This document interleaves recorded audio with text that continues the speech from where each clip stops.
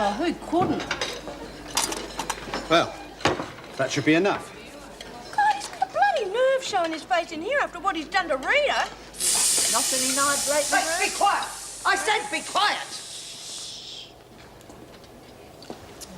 Poor Merv. Poor Merv's got to understand he can't have it both ways. Yeah. What are we going to do about the Maggot? Bash the truth out of her? Well, we'll have a few words with her to start with and then see where we go from there. Look, I think the best thing is if I tell Mrs. Reynolds what Rita and I were really doing in the kitchen. Look, I've already told you can't. You'll blow the whole home brewing operation. Well, what's more important, that or getting Rita out of solitary? It's not up to us. Well, how do you mean? Rita's the only one who can decide something like that. Well, you're ready to bash Janet half to death because you think she might know something? You bet. Look, if Rita wants to blow the scam to save her neck, then let her. Otherwise, it's up to us to find another way. Oh, I'll just take Murray to collect the trays from Solitary, if that's all right, Mr. Pringle.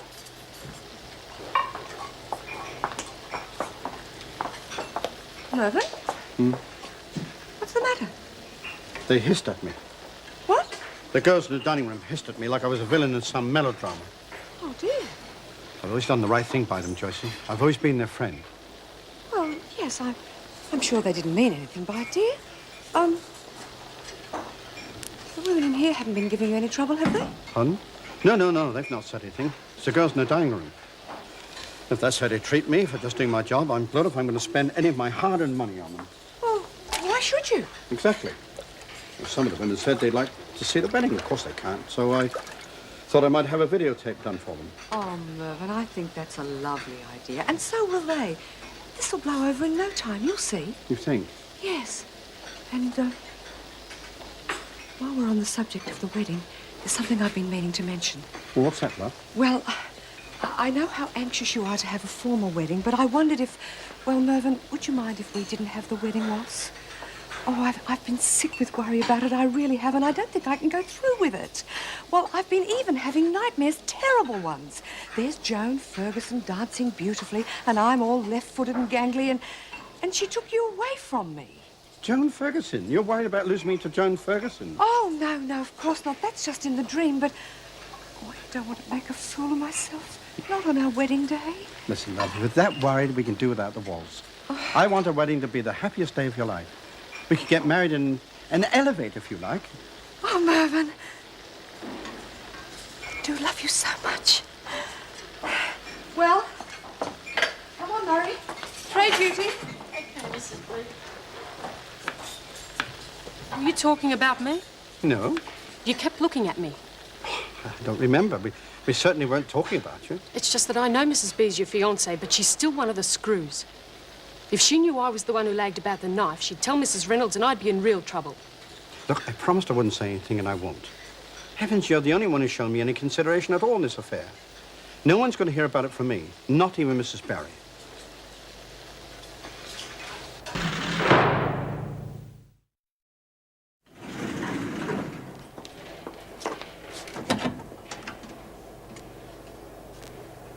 Connors? Stand back where I can see you. Connors? Take that back to your precious Mervyn and tell him he can shove it. Right, madam. You are on another charge. So what? You want to knock some sense into him, Barry? Tell him he shouldn't make up lies about people stealing knives. Just stand out of the way so Murray can come in and clean up that mess. I'll do anyone who comes in here. Don't be stupid, Connors. You tell Renault I want to see the man, and I'm not letting anyone in here till I do. Which man? Dan the man. She knows. Just tell her. Tell her. All right. Calm down. I'll give Mrs. Reynolds your message. And make it fast. She's only one woman. How does she think she can keep us out? I don't know, but she sounds upset enough to try. All right, thank you, Joyce. Leave it with us. That woman's beginning to annoy me. Why not bring Moulton? I met him a couple of times and I was impressed. Could save us a lot of trouble. No, I don't think it's a good idea. Why not? It could create more problems than it solves. I don't see how. Because Dan and I are friends. Oh, I see. Well, is that any reason not to ask for his help? it could create an awkward situation, that's all. Anyway, I don't think we can let Connors make this sort of demand. Fair enough. But Moulton might be able to cool things until we get confirmation of Kelly's wounds. Don't see it could do any harm. If Connors is telling the truth, can't blame her for acting the way she is. And if we rush in there with tear gas and batons, it's only going to make things a bit strained later on. All right, I'll get in touch and ask him to come in.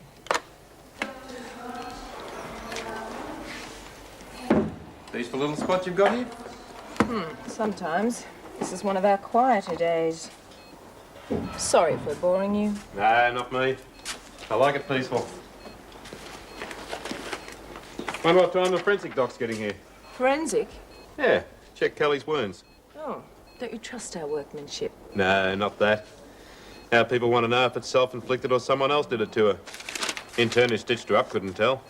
Well, I doubt if I could either. Something to do with the depth and direction of the cuts. I reckon the experts know. D Ward, Nurse Carter.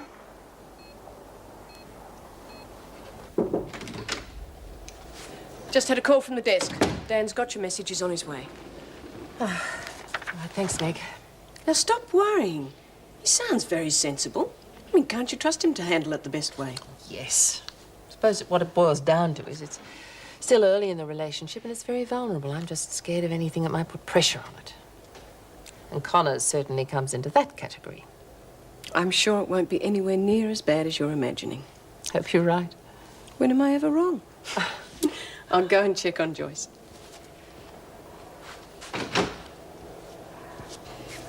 Here, you getting cleaned up all right? Oh, yes, I'm getting there.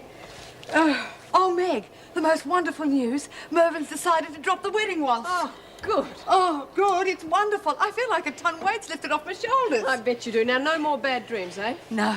Oh, Meg.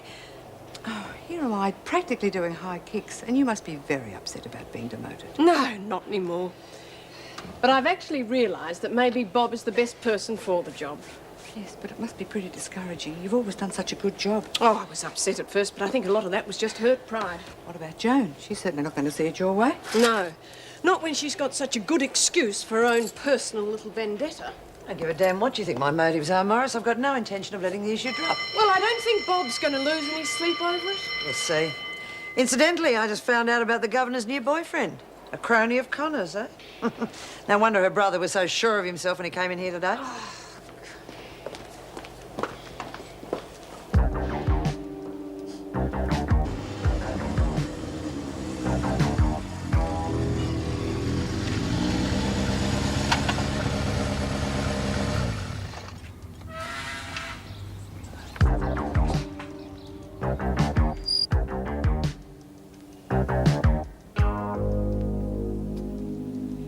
Bastards. I bet they're not going to get him. Mongrels. Hey, screw! You bitches! You better get him in here! You hear me? Oh, will you shut up about bloody Mervyn? He asked for it. Not if he made a genuine mistake. Look, mistake or not, Rita's paying, okay? Yeah, I guess so. Geez, I hope Jess is right about Maggot knowing something. That's all we got to go on. Oh, geez, it really makes my blood boil. You know, if they'd listened to us, we wouldn't have to bugger us around playing bloody Agatha Christie. Hey, there you are. Have you heard about Rita? What? No. Oh, well, Tina went up to get her tray, and apparently she's really upset and